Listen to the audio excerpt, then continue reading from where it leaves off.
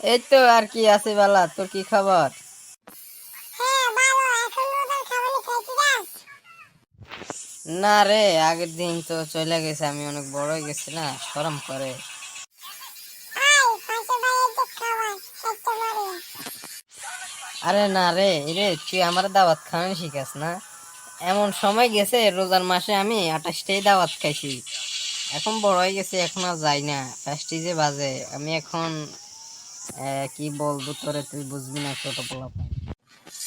হ্যাঁ হ্যাঁ জানি তো, তুই কত বড় হয়ে গেছ, এখন ভাই মানুষ হয়ে গেছ, সেলিব্রিটি হয়ে গেছ, আমি দাওয়াত কি খাওনি? আচ্ছা থাক, তুই খাও, তাহলে আগে সারিয়া মারিয়ে। রে বেটে, এই তোর লজ্জা শরম নাই? রোজার মাস, আরো এখন যে একটা পরিস্থিতি দেশের, জিনিসপত্র যে দাম, এত মানুষ গেলে এই ওদের একটু শর্ট পড়ে যাবে না?